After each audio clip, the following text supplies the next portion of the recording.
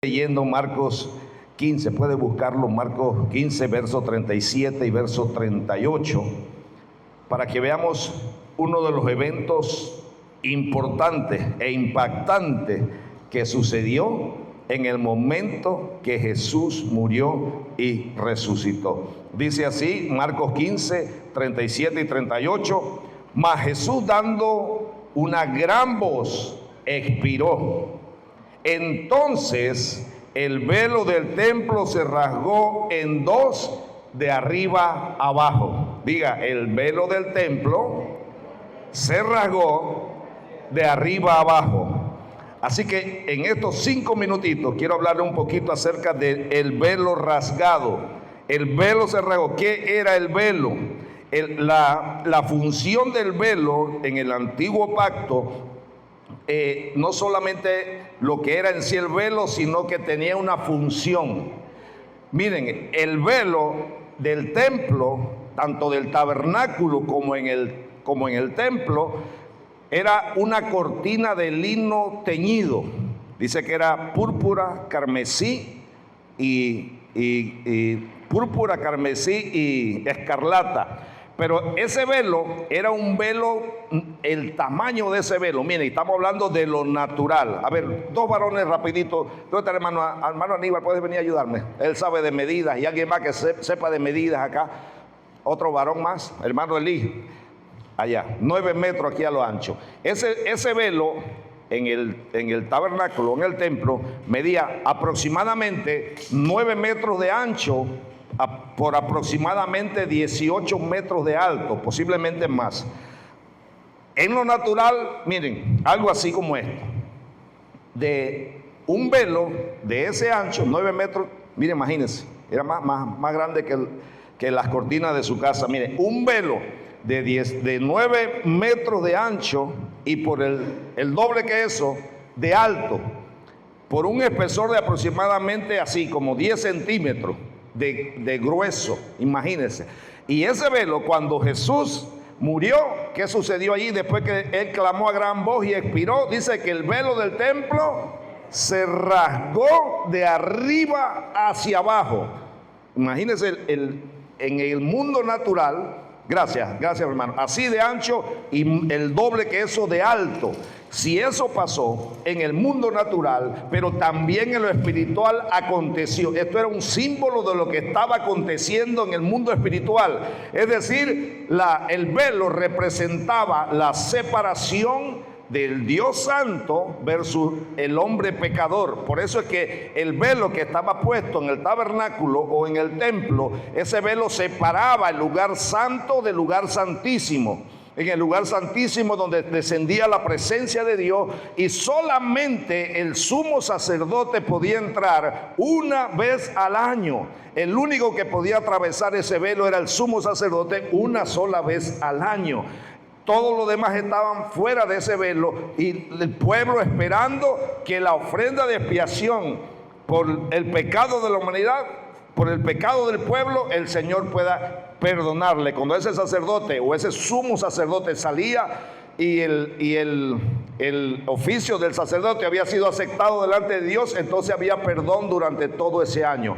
Pero cuando el velo se rompe de arriba abajo, representa que Dios tomó la iniciativa de abrir el camino. Así como Jesús mismo, su cuerpo fue lacerado, fue roto, fue flagelado, asimismo el velo del templo se rasgó. ¿Qué significa? Que a partir de allí ya no era necesario la ofrenda ni de machos cabríos, ni de corderos, de ningún animal, sino el cordero perfecto de Dios que murió.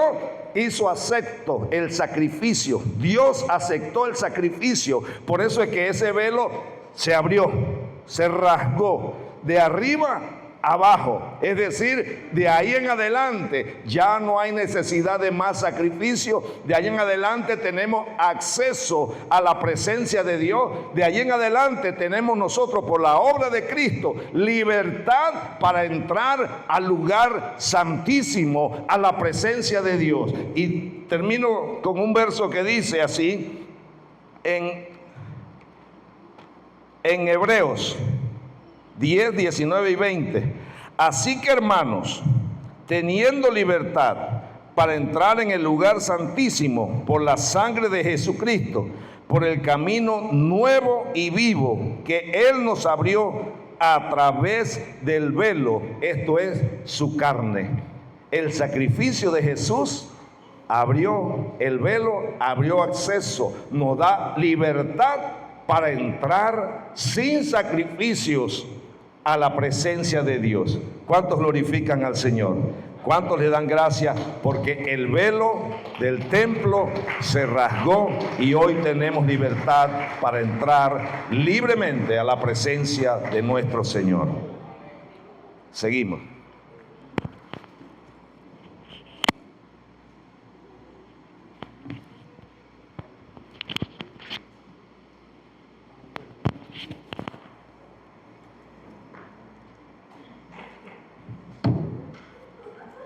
Gloria al Señor. El Señor les bendiga. Y la multitud estaba presenciando a Jesús colgado en el madero. De hecho, un soldado romano lo traspasó con una lanza para cerciorarse que él estaba muerto. Y en la palabra el Señor nos habla acerca de la muerte.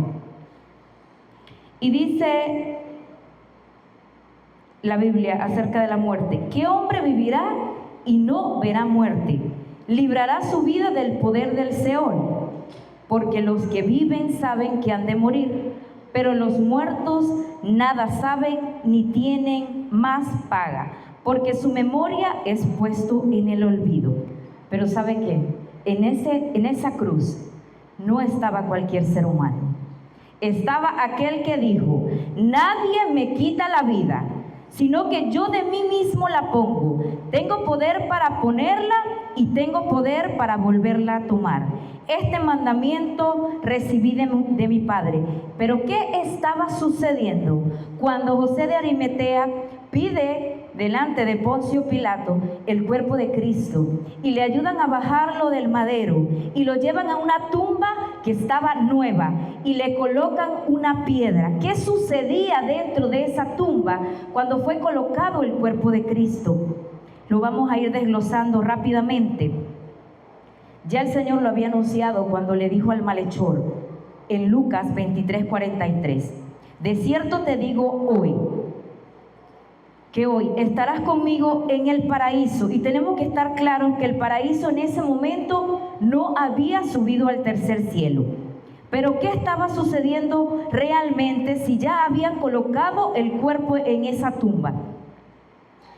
Primera de Pedro 3, 18 al 20 dice: porque también Cristo padeció una sola vez por los pecados, el justo por los injustos, para llevarnos a Dios, siendo la verdad muerto en la carne, pero vivificado en espíritu, en el cual también fue y predicó a los espíritus encarcelados, a los que en otro tiempo desobedecieron, cuando una vez esperaban la paciencia de Dios en los días de Noé, mientras se preparaba el arca, en la cual pocas personas, es decir, 8, fueron salvadas por agua. Y hay que ver algo: mientras los testigos estaban viendo a Jesús muerto en la cruz, y aún los discípulos, después de haber sido llevados a este sepulcro, lamentaban la muerte del Señor, Jesús estaba triunfando sobre la muerte. Se estaba cumpliendo una palabra dada desde Génesis, después de la caída del hombre, cuando el Señor le dice a la serpiente: y pondré enemistad entre ti y la mujer, y entre su simiente y la simiente suya. Esta te herirá en la cabeza y tú le herirás en el calcañar. Esta simiente, que es Cristo, le aplastaría la cabeza a Satanás. El que practica el pecado es el diablo, dice la palabra, porque el diablo peca desde el principio, pero para esto apareció el Hijo de Dios, para deshacer las obras del diablo. Efesios 4, del versículo 8 al 10 dice: por lo cual, dice, subiendo a lo alto, llevó cautiva la cautividad y dio dones a los hombres. Y eso de que subió ¿Qué es? Sino que también había descendido primero a las partes más bajas de la tierra. El que descendió es el mismo que también subió por encima de todos los cielos para llenarlo todo. Así que por cuanto los hijos participaron de carne y sangre, él también participó de lo mismo. ¿Para qué? Para destruir por medio de la muerte al que tenía el imperio de la muerte, esto es, al diablo, y librar a todos los que por el temor a la muerte estaban durante toda la vida sujetos a servidumbre. Cualquier ser humano que muere hubiese quedado en esa tumba. Pero ¿sabe qué sucedió? Y qué confirmaba que él era el primogénito de los muertos. Dice que en ese tiempo se abrieron los sepulcros y muchos cuerpos de santos que habían dormido se levantaron y salieron de los sepulcros después de la resurrección de él y vinieron a la santa ciudad. Apocalipsis 1:5, y cierro con esto. Este hecho vino a confirmar que Jesucristo era el testigo fiel, el primogénito de los muertos y el soberano de los reyes de la tierra, al cual nos amó y nos lavó de nuestros pecados con su sangre. Esa era la obra que estaba haciendo el Señor Jesús dentro de esa tumba. Que el Señor les bendiga.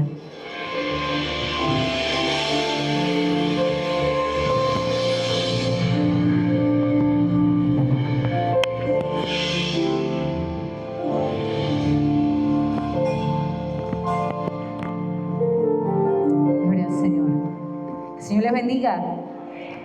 Lucas 24, capítulo 1, al verso 6. Dice: el primer día de la semana, muy de mañana, vinieron al sepulcro trayendo las especies aromáticas que habían preparado, y algunas otras mujeres con ellas. Y hallaron removida la piedra del sepulcro. Y entrando, no hallaron el cuerpo del Señor Jesús. Aconteció que estando ellas perplejas por esto, he aquí se pararon junto a ellas dos varones con vestiduras resplandecientes. Y como tuvieron temor y bajaron el rostro a tierra, les dijeron: ¿por qué buscáis entre los muertos al que vive? No está aquí, sino que ha resucitado. Acordaos de los que habló cuando aún estaba en Galilea. Mire qué tremendo esta porción de la palabra, y queremos enfocarnos en esta frase: ¿por qué buscáis entre los muertos al que vive? Y quiero desglosar en 3 puntos algunas de las cosas que vemos en estos versículos. Número 1, habían unas mujeres fieles que habían creído en Jesús. A muchas de ellas habían caminado con él, habían escuchado el mensaje, así como los discípulos, ellas habían oído, porque los ángeles se lo dijeron en el verso 6. Ya Jesús te lo dijo en Galilea, ¿por qué estás aquí buscándolo en un lugar que no es el correcto? Pero claro, la mente, la razón lógica te dice que si vas al sepulcro a ver a alguien que enterraste hace 3 días, va a estar allí. Pero como todos sabemos, y dice la canción, en la tumba de Buda están los huesos de Buda, en la tumba de Confucio están los huesos de Confucio, en la tumba de muchos profetas grandes, allí están sus huesos. Pero Jesús no es uno más. Jesús es el Hijo de Dios que puso su vida. Y dice: a mí nadie me la quitó, yo la puse y la vuelvo a tomar. Y Él resucitó. Dice que dejó la tumba vacía, algo fuera de nuestra lógica. Hoy en día parece que nosotros estamos actuando igual que las mujeres. La piedra angular de nuestra fe se basa en un Cristo resucitado, en un Cristo que no está en la tumba. Y es por eso que hoy el Señor quiere decirte: ¿por qué buscas entre los muertos al que vive? ¿Sabe cuándo buscamos entre los muertos al que vive? Cuando nuestra fe se ve tan pequeña y achicada que cuando nos enfrentamos a diferentes situaciones, creemos que no hay un Cristo vivo que nos dé una respuesta. Quizás estamos yendo como esas mujeres, preparando aceites aromáticos para ungir el cuerpo de Jesús. Pero Jesús no está allí. ¿Sabe dónde está Jesús? Quiero que vayamos a Efesios capítulo 3, verso 17. Dice la palabra del Señor: para que habite Cristo por la fe en vuestros corazones. Jesús hoy está en cada uno de nuestros corazones, cada uno de nosotros que aceptamos a Jesús. El Señor entró en nuestro corazón y dice que por fe creemos que Él habita en nosotros. El Señor resucitó, y resucitó no solamente para irse al cielo, sino para habitar dentro de cada uno de nosotros. Y eso es lo que nos mantiene hoy vivos, eso es lo que creemos, y eso es lo que cada uno de nosotros debemos predicar allá afuera. Mire, hermano, hoy celebramos resurrección aquí, pero todos los días celebramos a un Cristo vivo, un Cristo resucitado. Nuestro Cristo no está muerto. Yo no sé si usted tiene un Cristo muerto, pero el Cristo que yo adoro está vivo. Es un Cristo que es vivo, es un Cristo que venció la muerte, venció la tumba, es poderoso, es grande, es maravilloso, Él es fuerte, Él es temible en batalla. No hay nadie que se le pueda comparar. Ese es el Cristo que predicamos. Y ese mismo Cristo dice en Juan 14:23. Respondió Jesús y le dijo: el que me ama, mi palabra guardará, y mi palabra le amará, y vendremos a él y haremos morada con él. Hoy usted puede tener fiel confianza de que el Señor habita en su corazón, y ese mismo Dios que venció la muerte hoy tiene poder para darnos vida. Usted no puede enfrentarse a las enfermedades de la misma manera que lo hacen los que no creen en un Cristo vivo. Usted no puede enfrentarse a las situaciones económicas de la misma manera de los que lo hacen, de los que no conocen a Cristo. Pero usted y yo que conocemos a Cristo sabemos que su palabra nos vivifica, que Dios habita en nuestros corazones y que hoy tenemos vida.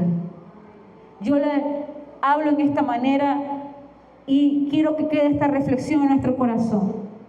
No tenemos un Cristo muerto, tenemos un Cristo vivo. Nosotros no podemos caminar como aquellos que no tienen esperanza. No podemos creer que no tenemos respuesta ni solución. Nosotros, aunque vengan situaciones difíciles, creemos en un Dios que todo lo puede, y creemos en un Cristo que está vivo. ¡Aleluya!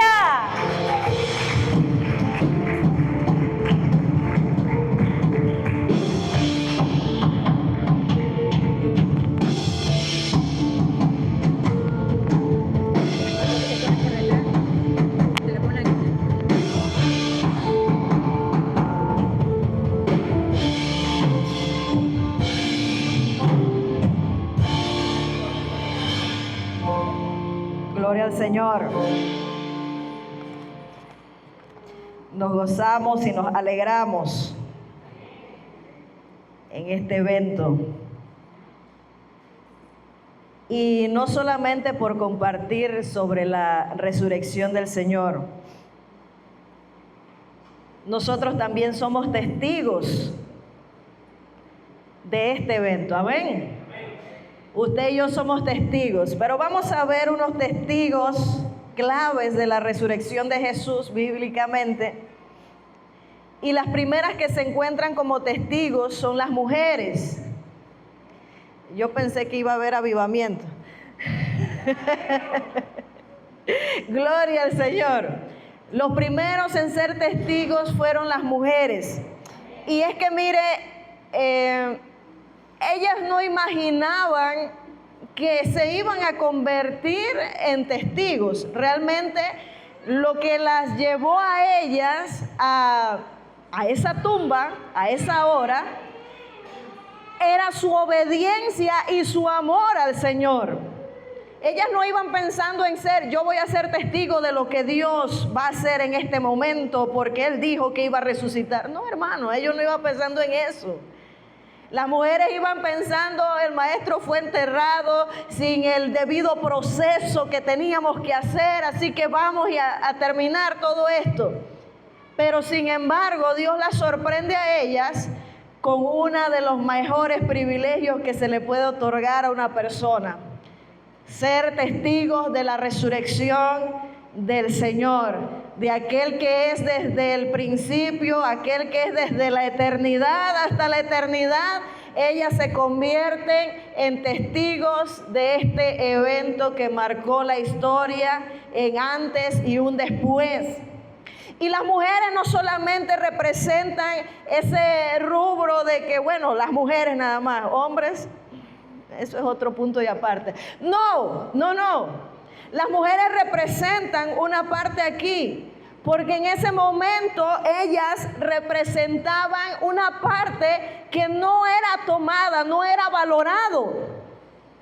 Las mujeres no eran valoradas en ese momento, no eran tomadas en estima, simplemente, bueno, las mujeres. Pero usted y yo, hombres, mujeres, niños, ancianos, la palabra dice que de lo vil y de lo menospreciado escogió Dios. Las mujeres representan en ese momento los testigos que quizás el mundo considera ¿qué cosa es eso? No, aunque el mundo menosprecie, aunque el mundo considere que no tienes el valor, Jesús te hace un testigo de Él. Jesús te da el valor para que seas su testigo. Las primeras fueron las mujeres. Y ellas, por causa de su obediencia, se convierten en testigos. El segundo de los que aparece como testigos son Pedro y Juan. Estos representan algo interesante, porque ellos, al escuchar la noticia de las mujeres de que ya regresaron y el maestro está vivo, él no está muerto, Pedro y Juan salen corriendo a confirmar el hecho. A ver, esto no me lo van a contar, esto yo lo tengo que presenciar, esto no es para que me lo cuenten, yo tengo que ir a ver qué es eso, por qué ellas dicen eso. Y estos son aquellos que no se conforman solamente con yo escuché decir. Son aquellos que dicen, no, yo no solo escuché decir, yo también lo experimenté, yo también lo viví. ¿Cuántos de esos hay aquí? Que no solamente se van por lo que escucharon, sino que también lo han vivido, que también experimentaron esa gloria del Señor. Vamos a ver esto de los discípulos, Pedro y Juan. La reacción de Pedro y de Juan muestra qué tan urgente era el deseo de confirmar esa verdad. Para ellos representaba algo muy importante, y ellos apenas que escuchan, inmediatamente salieron corriendo. Qué actitud tan poderosa. Y qué poderoso sería que los cristianos actuaran de esa manera cuando Dios les dijera algo. Que Dios les dice, oye, haz esto, voy enseguida, voy corriendo para allá. Voy corriendo. La urgencia del llamado, mi hermano, la urgencia de confirmar una verdad. Amén. La fe muchas veces comienza así, de una búsqueda sincera y urgente, de aquellos que reconocen que tienen que ir a ver, a confirmar, y no a ver para creer, sino que su fe comienza con esa urgencia de actuar, no para ver. Dos testigos fuera de lo común y termino. Uno de ellos es Tomás, el incrédulo. El incrédulo que quería meter su mano en la herida del costado para certificar de que eso era verdad. Pero Tomás representa a aquellos que todavía dudan, pero que buscan una evidencia, que buscan la manera de, pero es que está difícil de creer esto. Está difícil de creerlo. Pero no se rinden ante esa duda, sino que buscan y piden la confirmación de que esto sea así. Pero su encuentro personal con Jesús transformó su incredulidad. Recuerde que aún por encima de esta petición que hacía Tomás, no, si yo no meto mi mano en su costado, no creeré. Jesús estaba atento a ese deseo, pero Él estuvo en el evento, en la segunda aparición de Jesús después de resucitado. Él no estuvo en la primera, pero sí estuvo en la otra con los discípulos en el aposento. Y le dice, Judas iba a decir. Perdón, hermano. Tomás, no seas incrédulo, sino creyente. Aquí está al costado. Mete tu mano. No hay problema. No hay problema. Jesús no tiene problema en que tú metas la mano en el costado para que estés seguro de que es Él. Pero cuando Jesús lo confronta de esa manera, ¿qué pasó con la incredulidad de Tomás? Se desvaneció. Mi Señor y mi Dios. Es que cuando tú estás cerca del Maestro, tus dudas se disipan, tus dudas se van huyendo, tu incredulidad se va, no tiene cabida para que quede allí cuando está la presencia del Señor. Por eso siempre procura estar en la presencia de Dios. Allí no va a haber cabida para la duda. Y finalmente, Saulo representa a aquellos que evidencian la resurrección poderosa de Jesús. Como un abortivo, dijo él. Se me apareció a mí como a un abortivo. Al último, al más pequeñito. Pero fue evidente la transformación de un asesino, un perseguidor, a un testigo fiel de Jesucristo. Eso me indica a mí de que no importa en qué condición se encuentre una persona, puede estar muy bajo, muy sucio, muy en el pecado, pero de aún allá lo puede sacar el Señor, porque ese perseguidor se convirtió en aquel que hizo todas las cartas que le llegaron a usted para ser convertido. Fue él. Qué poderoso testimonio el de Saulo, de que siendo lo que era, la resurrección de Jesús lo transformó a él para ser un testigo incomparable, para ser un testigo que ha roto las barreras. Así como Saulo, cuando se encontró con Jesús, así nosotros nos convertimos también en un testigo fiel de Jesucristo y de su resurrección.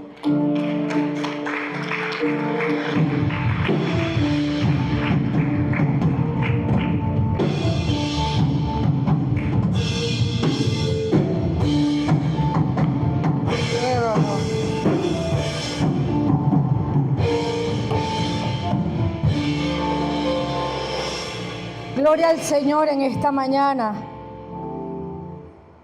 Cuando el Señor Jesús resucitó, se presentó al Padre. Después de eso, permanece por 40 días en medio del pueblo. Y en 1 Corintios, capítulo 15, versículo 6, dice de la siguiente manera: después apareció a más de 500 hermanos a la vez. Jesús se presentó a más de 500 personas. Seguimos hablando sobre otros testigos que dan testimonio de que Jesucristo resucitó. Estas 500 personas, solamente se menciona que 500 personas vieron al Maestro, vieron a nuestro Señor resucitado. En segundo lugar, los que tienen al Espíritu Santo. ¿Cuántos tienen al Espíritu Santo? Nada más un poquito. Tal vez al final hay más.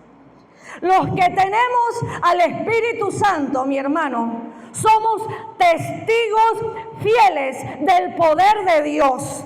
Lo que Dios ha hecho en tu vida demuestra que hay un Cristo que tiene poder. Lo que ha ocurrido en tu vida, tú tienes tu testimonio, yo tengo mi testimonio. Nadie puede cuestionar lo que Dios ha hecho en mi vida, y de esa misma manera yo puedo compartirlo, yo puedo enseñar, yo puedo decir que mi Cristo, aleluya, está vivo y hizo un milagro en mi vida, así como lo ha hecho en la tuya.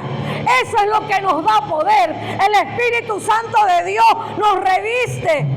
Dice Hechos 1:8 que el Espíritu Santo, el poder del Espíritu Santo viene sobre nosotros. ¿Para qué? Para hacernos testigos. No nada más para recibir el poder de Dios y qué rico y qué poderoso y hasta allí. Es para ser testigos. Así como lo fueron estos hombres de los que habló nuestra hermana Alice. Ellos no se quedaron con eso allí. Ellos fueron, ellos caminaron, ellos hablaron. Su vida misma era un testimonio de que el Cristo que ellos estaban predicando estaba vivo. En tercer lugar, el madero. El madero es una evidencia clara, contundente de que Jesús sí murió. No que se lo llevaron y Jesús murió. Cuando el soldado, en la práctica romana de la crucifixión, ellos, al momento de que la persona estaba allí crucificada, ¿verdad? Y al morir de esa manera tan cruel, a ellos se les dificultaba respirar. Entonces, para que no demoraran tanto tiempo, ¿verdad?, allí crucificados, quebraban sus piernas. Quebraban sus piernas para que no pudieran respirar y la muerte fuera más rápido. Qué terrible, ¿no? Cuando estos soldados van donde el primero que está allí crucificado, le quiebran, les rompen las piernas. Van al segundo, también lo mismo, porque estaban vivos. Pero cuando van donde Jesús, la palabra del Señor allí es clara. Y eso está en Juan 19:34. Y se los voy a leer. Dice, pero uno de los soldados le abrió el costado con una lanza, y al instante salió sangre y agua. Y el que lo vio, recordemos que eran los soldados que estaban allí, dice, y el que lo vio da testimonio, y su testimonio es verdadero, y él sabe que dice la verdad para que vosotros también creáis. Eso está en Juan 19:35. El mismo soldado da testimonio de que Jesús sí murió.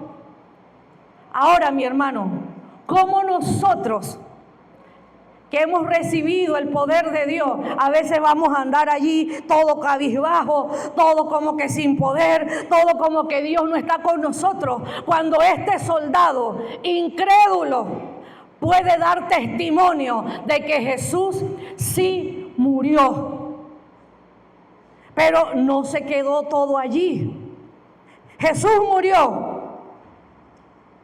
Encontramos una cuarta situación. La tumba está vacía. Y en Mateo 28:6 dice, no está aquí, pues ha resucitado.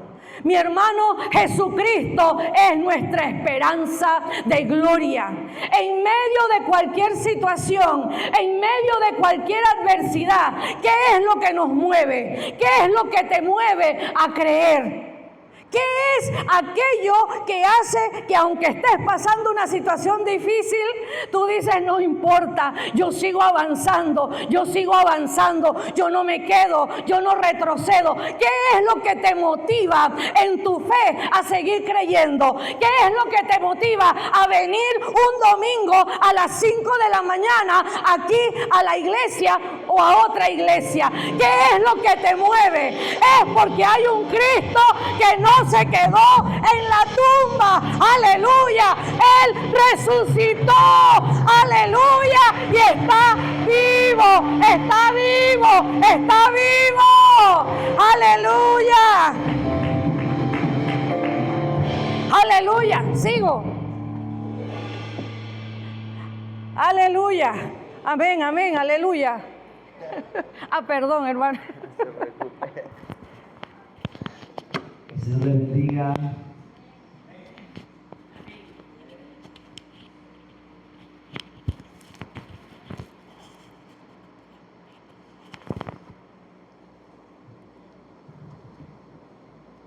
Los que están despiertos digan amén. Y los que están dormidos también digan amén. Sí. Gloria a Dios. Culto de resurrección. Los beneficios de la resurrección. Cada cosa que se ha hablado, tremendo. Pero terminamos con esta parte de los beneficios. Algunos beneficios de lo que es la resurrección de nuestro Señor Jesucristo. Número 1 es el valor más irrefutable del Evangelio. Irrefutable. Ya hay tantas pruebas externas, internas, históricas, de todos los tipos, de que Cristo resucitó.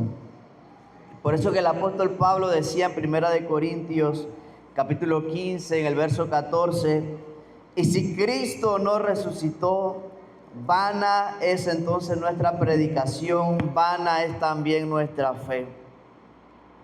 En otra versión, la NTV, dice, y si Cristo no ha resucitado, entonces toda nuestra predicación es inútil. Y la fe de todos nosotros también es inútil. Es decir, no funciona, no sirve, no tiene utilidad, es vana.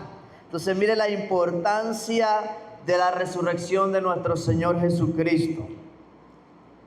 Número 2, nos hace partícipes de su victoria sobre la muerte. Por eso que usted y yo como creyentes, nosotros debemos estar claros y debemos estar con la convicción de que nosotros tenemos victoria sobre la muerte. Por eso que los apóstoles hablaban con seguridad, sin miedo, cuando se referían a la muerte. Por eso el apóstol Pablo decía, para mí el vivir es Cristo y el morir es ganancia. Hablaba de la muerte como algo que le acontece a cualquier ser humano, porque todos ellos sabían que nosotros somos partícipes y nosotros somos vencedores sobre la muerte. ¿Sí? La muerte, dice, física realmente es algo que nos acontece, pero nosotros sabemos que en Cristo Jesús tenemos vida eterna y nosotros vamos a ser resucitados en un cuerpo nuevo totalmente, dice, un cuerpo incorruptible, porque nosotros participamos juntamente con Cristo de esa victoria sobre la muerte. Número 3, la resurrección de Cristo nos aumenta la fe, la esperanza, la seguridad y confianza en quien hemos creído. Cuando hablamos de la resurrección de Jesús, eso nos motiva, eso nos da fe, eso nos da esperanza, eso nos da confianza de saber que Cristo no solo murió, sino que resucitó. No ha habido nadie que haya hecho esto, de haber muerto y de haber resucitado. Todos los que han muerto están allí en la tumba. Solo algunas personas que Dios se las llevó pero sin ver la muerte, y otros que resucitaron pero volvieron a morir. Pero Cristo murió pero resucitó. Otro de los beneficios que nos da la resurrección de Cristo es que nos justifica delante de Dios. La resurrección confirma que el sacrificio de Cristo fue aceptado por el perdón de nuestros pecados. Ahora somos declarados justos delante de Dios. Romanos capítulo 4 en el verso 25 nos habla que Él fue entregado por nuestras transgresiones y resucitado para nuestra justificación. El proceso de redención de cada uno de nosotros, de purificación, el proceso de lavamiento, no solamente se dio por la muerte en la cruz, sino que fue confirmada, fue sellada, fue realmente puesta en manifiesta cuando Cristo resucitó. Por eso que Romanos lo dice así: y fue resucitado para nuestra justificación. Somos justificados por Cristo Jesús por medio de la resurrección de nuestro Señor Jesucristo. Y uno de los beneficios también que tenemos en la resurrección es que nos da una nueva vida. No solo habla de una vida futura, sino de una transformación presente. Podemos vivir una vida renovada dejando atrás el pecado. En Romanos capítulo 6, en el versículo 4, la palabra de Dios dice: porque somos sepultados juntamente con Él para muerte con el bautismo, a fin de que como Cristo resucitó de los muertos por la gloria del Padre, así también nosotros andemos en vida nueva. Y esto es lo más importante, lo más extraordinario, lo más poderoso, lo que usted y yo debemos reconocer y debemos vivir cada día. La resurrección de Cristo es quien realmente nos da a nosotros esa esperanza, esa vida nueva, ese caminar día a día con Cristo Jesús. La resurrección de Cristo entre los muertos nos da a nosotros esa vida nueva. No solamente la vida futura, sino el diario vivir. Usted y yo hoy estamos aquí en este lugar y nos podemos llamar cristianos porque Cristo resucitó. Si Cristo estuviese muerto, de nada, vano sería que nos llamemos cristianos. Imagínense el privilegio que tenemos. Algunos se llaman budistas, pero Buda está muerto. Pero nosotros nos llamamos cristianos y nuestro Cristo vive y reina por los siglos de los siglos. Yo quiero que usted se ponga en pies en esta mañana.